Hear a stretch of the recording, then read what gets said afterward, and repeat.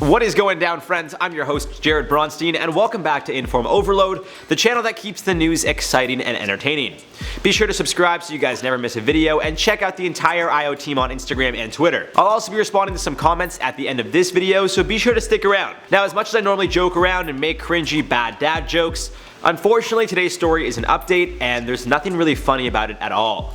For those of you guys that don't know, the Amazon rainforest is on fire and has been for the past few weeks. Charlotte covered the story just the other day, but we wanted to give you an update about who's been raising awareness to it, what the Brazilian government thinks, and what you could do to help. For those of you that didn't see our previous video, I'd recommend checking it out just to have a better understanding of what's going on. But to summarize, the Amazon rainforest has been burning for about 3 weeks now, and aside from the lack of media coverage, Brazil's president doesn't seem to want to do much about it either. Now, it's not uncommon for there to be fires in the Amazon rainforest, which usually occur during the dry season. Farmers are also known to set fire to their fields to clear land for their crops when it's time to harvest. However, the humid, moist climate usually makes it tough for the fire to spread. Unfortunately, the wildfires have spread so much, the smoke has actually reached some of Brazil's biggest cities, causing the skies to be completely black. The National Institute for Space Research has been tracking the fires since 2013 and reported over an 80% increase of fires in Brazil compared to last year. Of course, climate change isn't helping the cause, and neither is Brazil's government as of now. It's unclear why there hasn't been much media coverage on this situation up until quite recently. The hashtag #PrayForAmazonas and #PrayForAmazonia started trending on Twitter, which really started bringing the issue to the world's attention. In regards to the Brazilian government, it seems President Jair Bolsonaro isn't all that concerned. Although there's been plenty of pressure on him to act and help fight the wildfires, he seems to have brushed off the notion that this is a serious concern. In fact, he's been criticized for encouraging farmers to clear their land by lighting fires, and actually disagreed with the data presented to him, saying it's the season when farmers do what they do, and, I quote, "I used to be called Captain Chainsaw, now I am Nero, setting the Amazon aflame." End quote. So it seems as of now the president of Brazil isn't focused on doing much, but it may be a matter of time before other world leaders start maximizing their efforts to change something here. Although some news channels are doing what they could do to raise awareness worldwide, it seems some YouTubers are also trying to do their part. Philip DeFranco spoke about the incident on his YouTube channel with over 6.4 million subscribers and brought awareness to over 500,000 people in just a day. Logan Paul also tweeted out a photo of the burning Amazon, asking how he could help and make a change. His tweet read, I quote, "This is one of the most important ecosystems on Earth. Is there a fundraiser, a call to action, anything I could leverage my audience for on this?" End quote.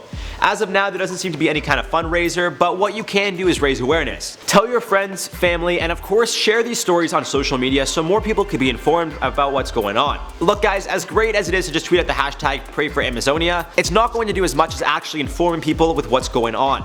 So please try your very best to understand how serious of a problem this is and raise as much awareness to it as you can. The Amazon is known for producing 20% of the oxygen in the Earth's atmosphere. It's a home for millions of different species. We gotta put an end to these awful fires and do it as soon as possible. The World Wildlife Fund has also warned that if the Amazon gets to a point that it can't recover, instead of being a source for oxygen, it could start emitting carbon, which would just expedite the process of climate change, an issue already having trouble tackling. Although there is still time to recover, we need people to start taking action immediately.